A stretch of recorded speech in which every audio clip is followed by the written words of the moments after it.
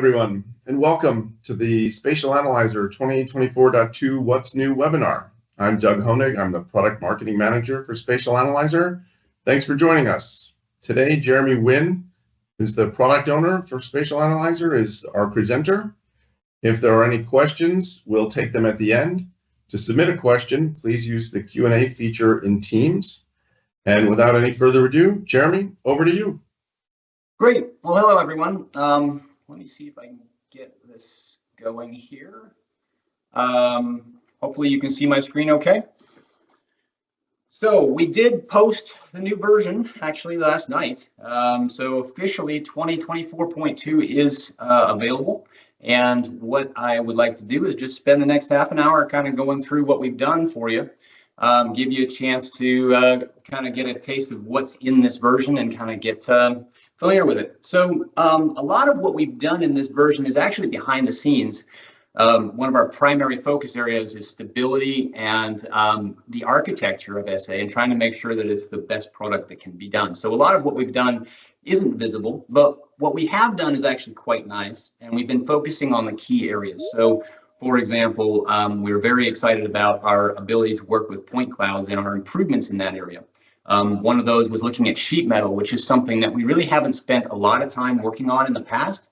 And so expanding our abilities to work with sheet metal and templated inspections and setting up templates. So really that was the primary focus. And then the other area of interest was improving some of the workflows, improving the ease of operation, kind of improving the usability of SA. Those are the key areas that everybody seems to be telling us we need to improve on. And we've been trying to respond to those requests. So let's just jump in and take a look.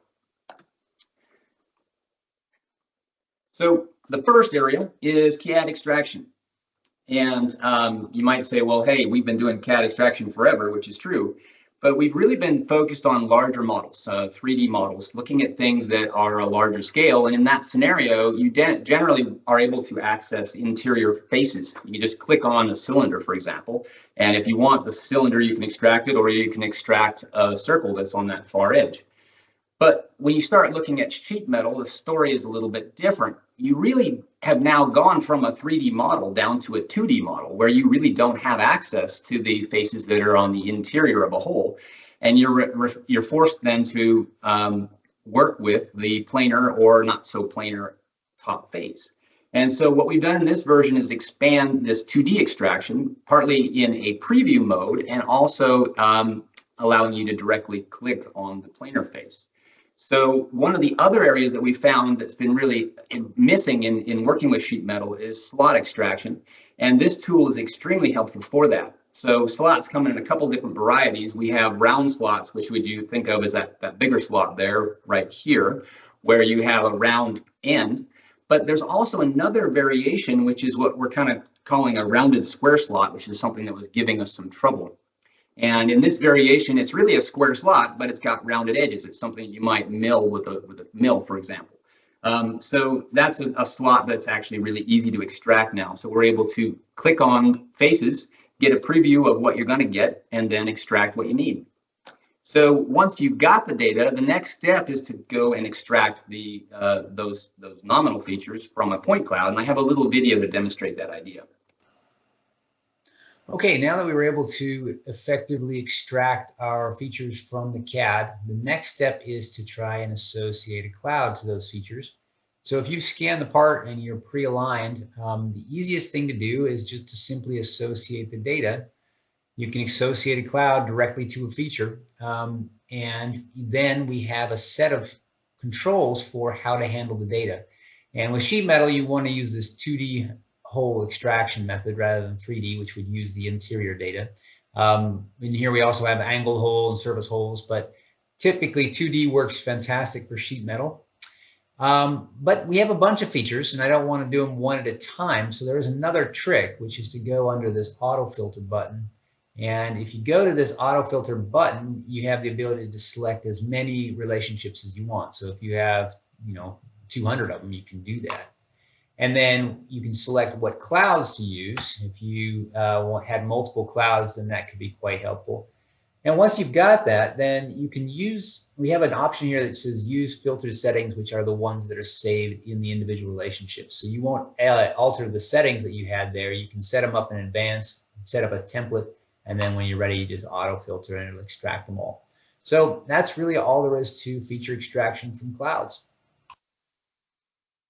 Okay, so if you notice, a lot of what we're doing here is working with geometry relationships. It's really been a shift in focus for us, moving to the ribbon bar, which is oriented towards features.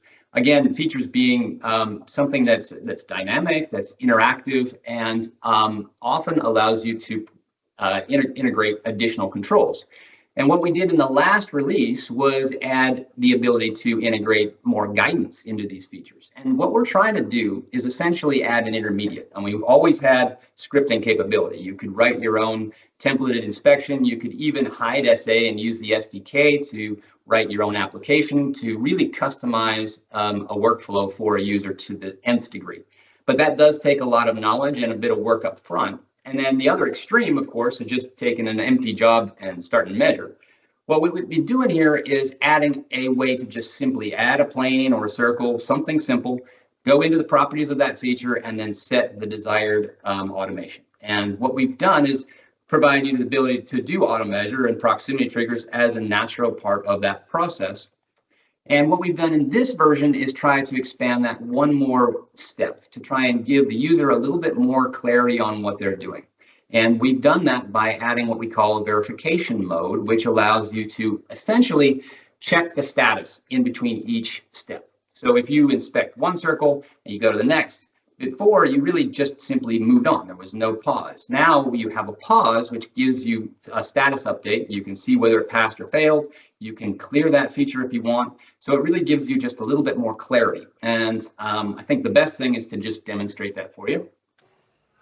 Okay, let's look at what we've actually changed in this particular version. And the first thing that you'll probably notice is in the inspection bar now we have a configuration button.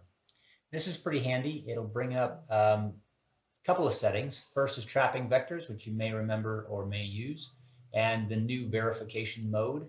And we also have a direct integration with our little part information form. So you can put in part number and batch number and that sort of thing quite conveniently located. But let's take a look at these vectors and see how they might be used. And what I'm going to do is just start with the trapping vectors to give you an idea of that. And what I have here is just a set of features. A couple of them pass, a couple of them fail, and we want to know why. And this is something that you might not think of with trapping vectors, but what you can do is just simply turn them on and then immediately get visual display of the deviations. So you can move through the features and look at the points and how well they fit to the measured feature and progress through the list. One thing you'll notice is that if there's a bad point, it's significantly magnified. So it's easy to use this as a tool to identify if there are deviations in a particular feature and why that may be causing a problem. So that's the first thing. And the other advantage here is that, of course, if you are directly measuring, this vector group will update with each additional point. So as you add points to it, you can move along. And if you get to a feature like this where you know there's some deviations and you want to just simply remeasure it, what you can do is use the verify mode. And let me show you that now. So if I turn this on, it gives you an extra piece of information. It gives you a pause essentially between progressing from one feature to the next. So here we go. Same thing, you get the trapping vectors, hit next, suddenly you get a different result. You get the final result of the measured feature, and you also get whether or not it passed or failed based upon the tolerances. And you can just simply hit next, you'll go back into trapping mode, and there in verification again. And as you move through the list, it will continue to do that, giving you the information you need about a particular feature until you get to one that you don't like. And in this scenario, you can see that it actually failed, and the circularity failed. So clearly that one point is causing it to have all sorts of problems. And what we can do is simply use the previous button to clear that feature out. So you can now go ahead and remeasure that feature if you want. And that allows you to progress through and check the results. So this one also failed. If we look at the results, RMS is great, but now the vectors in the verification mode have switched to display the points relative to the nominal, and you can see that there's a problem in the diameter of that hole. So having the visual feedback and the ability to just simply progress through the list and look at the results is what really has been added to this version. Okay, I want to shift gears a little bit from little parts on a table to something a little bit larger. So if you're using a laser tracker, there's another level of addition that kind of makes this nice. One additional thing I wanted to share with you about the verification mode is the advantage it plays in doing automatic measurements. So here I have an ATS 600 connected, and what I've done is go into just a couple of features and edit the settings such that I'm both using guide points and the auto measure function. So what's really cool about this is now if I go in here and turn on my verification mode, what I can do is just simply start trapping by double clicking the enter, and it will auto measure the features for me. As soon as it's done, it completes, it moves on, it stops, it gives me progress report. So if I want to clear out that feature and remeasure it, I can, or if I want to, I just hit next and it'll remeasure or move on to the next feature. So in this case, I'm measuring a series of points on a cylinder, but it's really that easy. And the verification step just gives you that extra understanding of what's going on as you complete the measurement, because you get status as you're measuring, but once you're done, it stops and it gives you a final result so that you know whether or not there was a successful measurement and if everything worked out as intended. Okay, so that's kind of what I wanted to share about the verification step and the whole template inspection. It's an area that we really have grown quite a bit. It's made things a lot easier and it's just directly integrated. So now let's move on and look at a few other things. Again, I told you we're working on both template inspection and measurement, but also just trying to improve the UI, trying to make SA a little easier to use. And this is one of my favorite additions, actually, is basically we've added a calculator. Everybody wants to be able to add numbers. And being able to do that in a convenient way is great. You might say, why wouldn't you just do this on your phone? And one of the primary reasons is that when you go to work in an actual job file, you want to keep the decimal precision. So being able to add a number, correct for a CAD model that's just a little bit off or something like that, it's easy to do directly in a dialog. We've also added the ability to do more advanced math operations. All of this is done in the field, just parsing the strings and analyzing the strings. And where I've found the most benefit is actually unit conversion, being able to put in both inches and millimeters and then try and add those numbers together. Having to not stop and go track down the calculator, trying to figure out how to convert numbers is a big addition. So those are great. The other thing that's pretty cool here is the number of places you can actually do that. So not just one or two places, not just in an XYZ position, but in tolerances for feature, weights, position, orientation, the whole, basically anywhere you want to put in a number, you've got the ability to now modify and use this. So it's a pretty handy tool. Kind of along the same vein, what we've done is also improve parsing for the tolerance and datum field in our building annotations. So one of the things that we were not able to do before was use double letter datums in our little parser. So if I wanted to now, I can then go in and actually add a fairly complex entry into this little field and build a very complex annotation without ever opening the annotation properties, which is pretty handy. And the reason that you might want to do that is that you only have 23 letters in the alphabet, because we excluded a few. But if you have one of these parts where you have repeated datums, then being able to actually identify a section by saying A, B, A, C in one area and then BA, BC in another area, it can be quite handy. So having the ability to do that is just a convenient addition. On a more advanced level, what we've done in this version is also expand our GD&T computation capabilities. And this is something that's a little bit interesting. So the idea here is that you want to figure out the best way to evaluate a fit. So typically the way the standard represents GD&T is if you're doing a datum, for example, you want to use the 3 highest points. You want to make sure that your part fit up is correct. So you would measure the part, and then the 3 highest points would be what would fit against the mating surface. The problem with that is that in portable metrology, typically you're measuring in rather rough environments with fairly long ranges. So you have to assume that there's a degree of uncertainty in your measurements.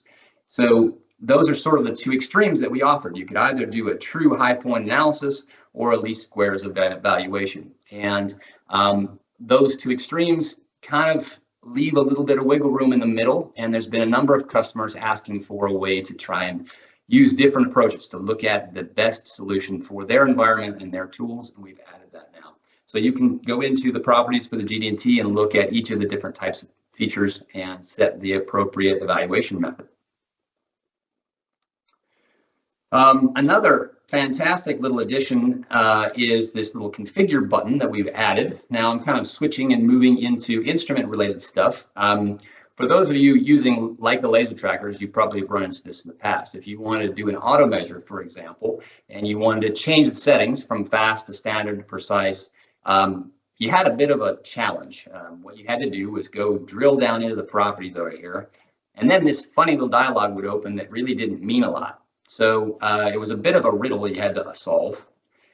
Now it's a little easier. We have a configure instrument button built directly into the dialog. So for drift check, for example, you can just simply open the configure instrument button and it will show you what measurement profiles are available to you, and you can just select them. So makes life a lot easier. Continuing on trackers, another thing that we did was try and improve some traceability. We realized that level measurements are very complicated. It depends on the environment, depends on the way you approach things and trying to understand whether you have a compensator or not. And having good traceability of that was something that was missing a little bit. So what we've done is expand frame measurement traceability. We now have a lot of information. So before, you really didn't know the time or the sequence of when a level measurement or a 60 measurement was taken. Now you can go into the properties and just look at it. So it just is a nice close the loop on that reporting side of things. All right, continuing with instruments, but also looking at circling back now to our sheet metal part, we added something else that I think everybody might enjoy just experimenting with and playing with. We added the ability to import a cloud as a measured file. So you can import it and then play back the measurement process, which gives you a little bit of a preview of how it was measured. And let me just demonstrate that for you. It's an import tool for point clouds. It's an import for a .rsc format, which is really just a raw export of our scan stripe format. And any cloud in SA can be exported using this new format. We have an export tool. So you just simply export it out to whatever file you want, and it will export that file.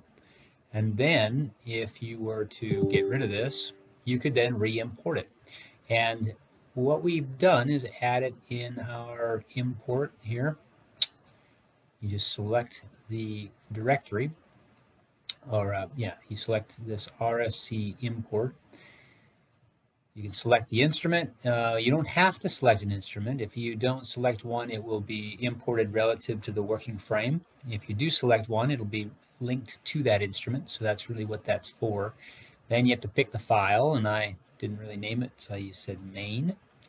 And then you've got some control as to the rate of import, and I'm just going to leave it on defaults and say go.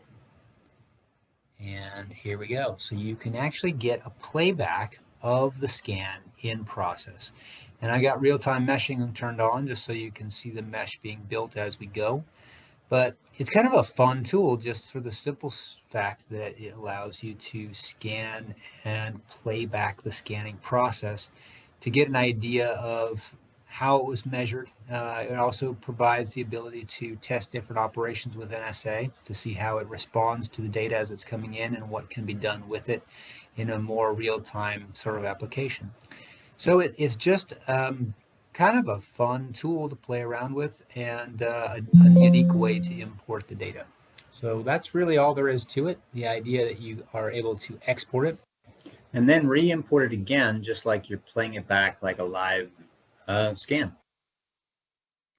Yeah, I enjoyed showing that one just also because of the real-time meshing has improved quite a bit in the last year or two. We actually have a pretty nice mesh, I think. So it's kind of a fun thing. So continuing on with scanning, shifting gears a little bit, we're excited to introduce the Hexagon 3D handheld scanner within SA. We have an interface for it. And it's a fun tool in that it's a little bit different. Rather than being a scanner paired with an arm or a tracker, it's a photogrammetry system. And so like most photogrammetry systems, it uses reflective targets to try and identify where it is in space. And the new scanner is actually pretty cool. What you can do is set up a working environment with boards or some way to visualize targets, and then it looks out the top and allows it to use those additional targets to identify where it is in space. That's something I'd never actually considered before, which is pretty fun. The other thing about it is that it's just kind of a nice combination. So the way that it works is you add the instrument to SA, it then monitors HH-scan, which does all the hard work. And what you can do is scan the photogrammetry targets. And what I was just trying to mention here was the fact that although you can do this cool thing with the board, you can also put the stickers directly on the part. And the advantage to doing that is that you then have the reference system as the part. And if you pick up the part and move it around, you're able to continue to scan it without losing your alignment. So there's a lot of fun little things about it. Basically, you just identify the targets. Then once you've got that, you scan the part. And it's also got a flash capture to extract the features, which makes life pretty cool. So let me just give you a quick demo of how to handle that data within SA. Okay, let me show you the SA side of things. It's really quite simple, really. If you go and add your instrument, you want to add this handheld scanner, and then connect, you'll see a little bitty dialog opens, and this is essentially a monitoring tool. It waits for you to finish your scanning operation. And as soon as you're done, it will import the data. And the way that it does that is quite simple. It monitors a directory, and if you were to drag and drop the data into that directory, you'd see it immediately import the data for you. And so you would suddenly have all of the extracted tools, but you're not necessarily aligned. That's one of the things that I wanted to show you, was the idea that you can use a different alignment. We do have that attached to an instrument, so you can move that out of the way if you want to move those. And then the alignment that I wanted to show you was an expansion of our nominal geometry alignment, which is down here. It's essentially a best fit using the center points from a set of geometry. So that works perfect for a scenario like this. But as you can see, I don't have any nominals yet. So let's go ahead and use our extraction tool. So if you go under here to 2D geometry, I can build a couple. So we'll see that one, for example. How about we extract the red one, and maybe we'll do one down here. And now you essentially have created a set of 3-point reducible relationships that can then be used for an alignment using a best fit. So let's just go ahead and do that. And if you notice, I don't have measured features at all yet, but what you can do is simply right click and associate the data. And we have the option to associate measured geometry directly for a comparison only relationship. So in this case, I'm looking for that slot. I just say associate data, measure geometry, and select that. And as soon as you have it, if I were to bring up my report bar and look at that, you would see that you actually have a computation of where that feature is, where the measured is, and the deltas in length and width and all that sort of thing. So by finishing to associate the data, if we go to this circle here, I want the red one, associate measured, and then finally here, the one in the front, associate measured data here. And now if I were to go to alignments, we have nominal geometry relationship. open that up using all three relationships. And what you see is immediately, as soon as it comes up, it'll build the center points that it's using for comparison. So we have the corresponding center points. We can compute the deviations, and then you can just simply apply the transform. And it gives you option of what to move, but since everything is already associated to this instrument, you can just simply use the instrument to align. And we should now have pretty darn good comparison of all of the data, and you can turn on the STL and look at the deviations. So it's a pretty smooth way of aligning your part. Okay, so switching gears a little bit, but staying on photogrammetry, the other device that we added that's new in this version is an updated interface to V-stars. This is actually pretty exciting for us in that GSI agreed to make the new interface for us. So it's not one that we developed ourselves, but rather one that they developed using our SA instrument SDK. So it just goes to show that our SDK is pretty nice, and it allows any hardware company or anybody who really wants to dive in and build an interface to an instrument has the ability to use the tools that we use internally for building our instrument interfaces. So this one's kind of cool, and it opens up some additional capabilities. I just want to share with you that as well. Okay, let me do a quick demonstration for you. Here is the new interface. So if you look under photogrammetry, we still do have our old interface. We have not removed it yet.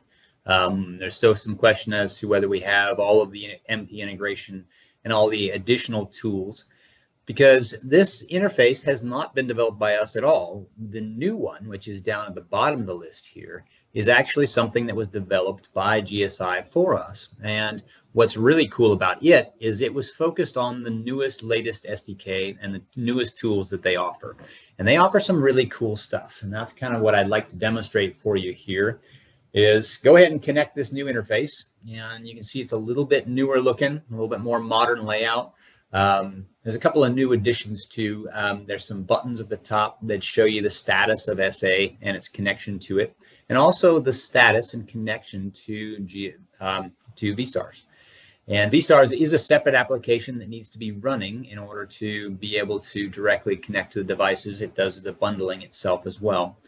And what I'm going to do is go ahead and open this project. I have a dream project here that's kind of a fun little demonstration piece. And then from the interface, if I do continuous triggering, you can see it live update the position of a frame within the SA graphics as it's measured in V-stars. And what's really exciting about this is not just the fact that one frame can get updated, but if I knew how to do it and demo it, you could do it with multiple frames at the same time. So they've really specialized recently in the ability to monitor multiple frames and continuously monitor them, and SA supports all of that now. So it's a pretty exciting addition to what's offered through SA. Okay. I think I'm running out of time, so let's just wrap up real quick.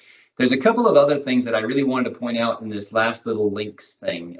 The biggest improvement is we've really been expanding the forum and the community site on Nexus. And I now have a first draft, and trust me, it's a first draft of an HTML user's manual, which is really cool in that you now have the search capability and the ability to navigate the manual in a much more efficient manner than we've ever been able to do before. So please take a look and dig into it, and yeah, let me know what's not working on that as well. So that's pretty much all I really wanted to share. Real quick, we have a couple of really nice additions on the MP SDK side. We now have the ability to actually export an MP to XML. So if you wanted to archive things through XML, that's also something that I just want to share with you really quick. But now we're running out of time. Let's just see if there's any questions. Thanks, Jeremy. There are no questions at this time. So if there are questions as a follow-up, you can contact Jeremy directly or me, and we'll be sure to get them answered and then back out to you. All right. So with that, I'll say thanks for your time today, and thanks to Jeremy for the presentation. And we'll get the presentation posted and let you know where the link is. Thank you.